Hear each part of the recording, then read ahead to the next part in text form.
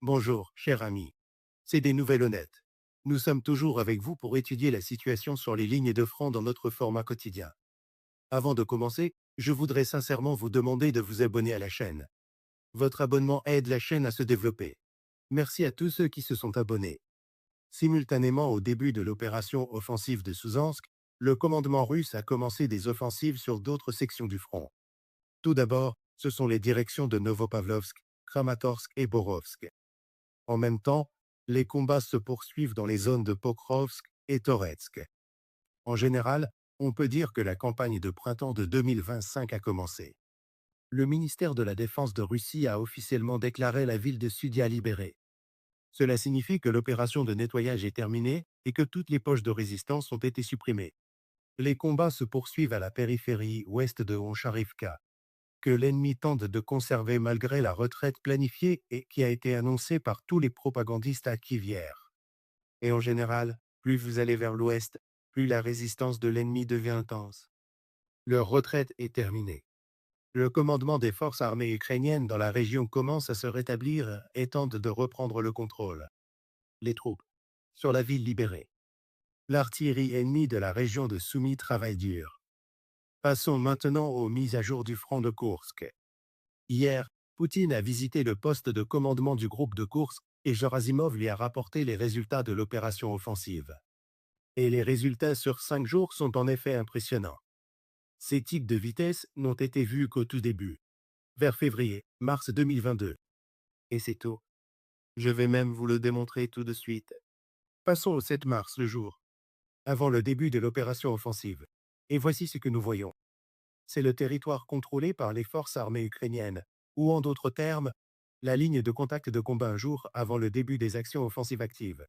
Au total, ce territoire entier, qui fait 260 km², est passé sous contrôle russe en 5 jours. Cela signifie, en moyenne, plus de 50 km² par jour, voire un peu plus. Même les sources ukrainiennes, qui étaient silencieuses pendant quelques jours comme si rien ne se passait, comme s'il n'y avait pas de front de Koursk du tout, reconnaissent maintenant le succès de l'armée russe. En conséquence, les forces armées ukrainiennes ne contrôlent désormais plus que cette petite partie de la région de Koursk, moins de 150 km². Hier, lorsque Poutine a visité le poste de commandement, il a chargé Gerasimov de nettoyer toute la région de Koursk dans les plus brefs délais et avec attention. La tâche consiste à créer une zone de sécurité le long de la frontière. Cela signifie que l'attention est déjà sur la région de Soumy et que l'on avance plus profondément dans Soumy. Mais nous y reviendrons. De plus, il y avait des instructions sur la façon de traiter les soldats ukrainiens faits prisonniers dans la région de Koursk, en particulier les mercenaires, comme des criminels particulièrement dangereux. Quant aux avancées, la ville de Susa est tombée en 2 jours.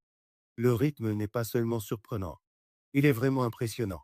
Presque tous les experts militaires, moi y compris, y croyaient que les forces armées ukrainiennes essaieraient tenir ici, tenter de se fortifier, etc. Mais non, les forces armées ukrainiennes ont fui et n'ont opposé qu'une résistance sporadique à certains endroits. Dans l'ensemble, c'était une retraite massive vers la région de Soumy, bien que Sierski essaie toujours de convaincre tout le monde que tout est sous contrôle et qu'ils tiennent même encore Souza. Eh bien, oui, ils la tiennent, surtout compte tenu de la présence de drapeaux russes dans la partie la plus occidentale de Suza. Comme vous pouvez le voir, une vidéo est apparue hier matin depuis la place soviétique près de l'administration de Suza. Donc hier, la ville a été dégagée tout au long de la journée et le soir. L'opération était terminée. La nouvelle phase offensive a alors commencé. Parlons-en maintenant. Il y a 2 grandes agglomérations.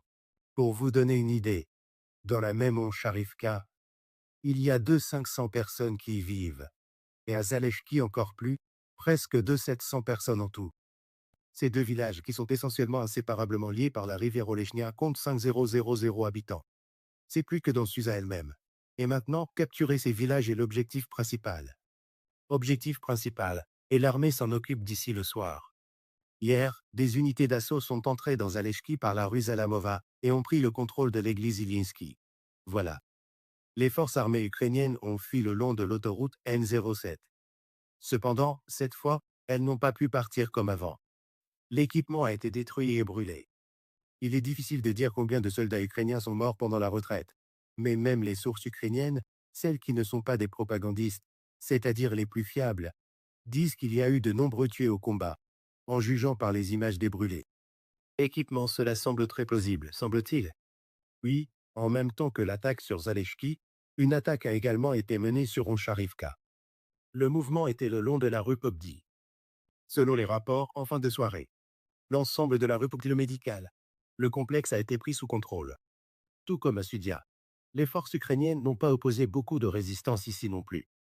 Comme je l'ai déjà mentionné, il y a des poches de résistance, mais elles essaient juste de gagner du temps pour la retraite des forces principales.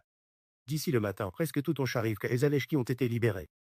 Cela a également été rapporté par Yuri Podoliakov sur sa chaîne Telegram. En général, nous attendons beaucoup des images aujourd'hui, à la fois de Susa et de ces zones. Mais vous savez ce qui est également extrêmement important? Hier, les troupes russes ont percé dans la région de Soumy. Il y avait même des vidéos de cette percée. Donc ce n'est pas juste une déclaration quelque part sur Telegram, c'est confirmé par des images vidéo.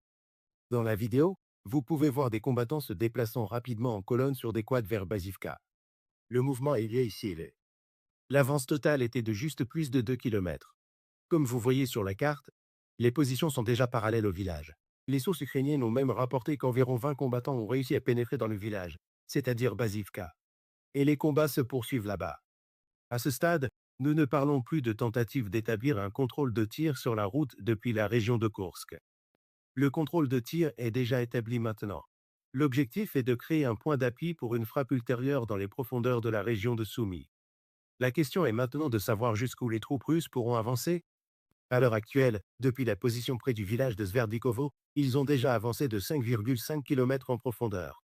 Regardons maintenant. Je vais même dézoomer sur la carte. Imaginez qu'en une semaine, tout le front de Koursk sera dégagé et on dirait que c'est là que les choses se dirigent. Et puis, l'ensemble du groupe, avec tout son personnel et sa puissance de masse, lancera une attaque complète sur la région de Sumy.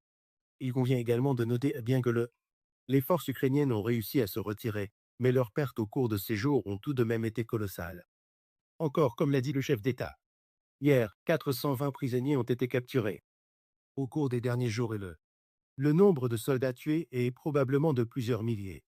En général, si la décision est prise pour que l'ensemble du groupe de Koursk avance davantage dans la région de Soumy, eh bien vous savez, Yunakovka sera certainement condamné.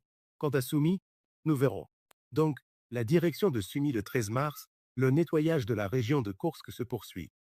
Ce matin, les forces russes ont poursuivi leurs actions offensives à l'ouest de Soudza.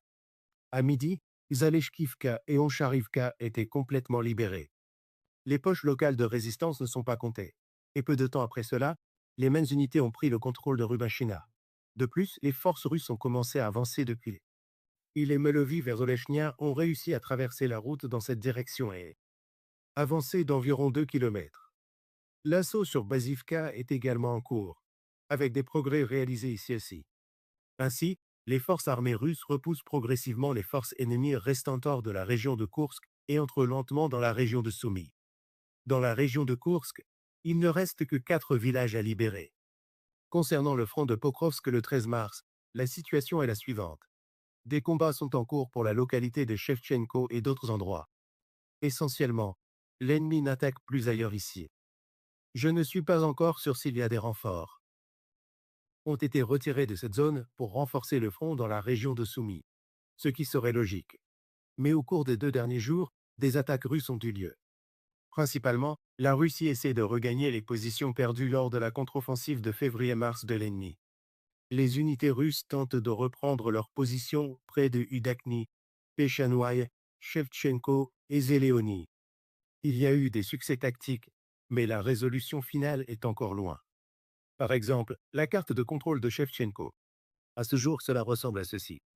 Alors maintenant, je vais partager mes réflexions. La visite d'hier du président en uniforme militaire, ainsi que ses paroles, clairement dirigées vers la caméra et destinées à l'extérieur. Hier, indique sans équivoque que l'ordre pour les forces russes du groupe de Koursk d'avancer dans la région de Soumy a déjà été donné. Ce n'est pas seulement une réponse à la proposition de cessez-le-feu des États-Unis, mais aussi une escalade des enjeux. Il est évident que la défaite rapide des forces ukrainiennes à Koursk. La région a donné à Moscou un levier permet. Il dicte ses conditions. Ces conditions deviendront encore plus sévères si les forces russes entrent dans la région de Soumy et parviennent à s'emparer d'un territoire significatif là-bas. Pendant ce temps, L'ennemi continue de mener des actions d'arrière-garde sur les vestiges de leur tête de pont dans la région de Koursk. Malgré le fait que tactiquement, après avoir perdu Susa, cela n'a plus aucun sens pour les ennemis et ne conduit qu'à des pertes plus sévères et croissantes en personnel. Nos opérateurs de drones contrôlent fermement toutes les routes d'approvisionnement des forces ukrainiennes. Et jusqu'à présent, la situation pour elles ne fait qu'empirer. L'ennemi a déjà perdu le contrôle des faubourgs occidentaux de l'agglomération de Sua, qui sont en cours de nettoyage par nos forces. De plus, hier, nos troupes d'assaut ont réussi à entrer à Vasivka et à y sécuriser un point d'appui. Il est maintenant clair que l'ennemi n'a plus la force de retenir notre avancée ici. Et nous devrions nous attendre à une réorganisation significative des réserves ukrainiennes dans un avenir proche.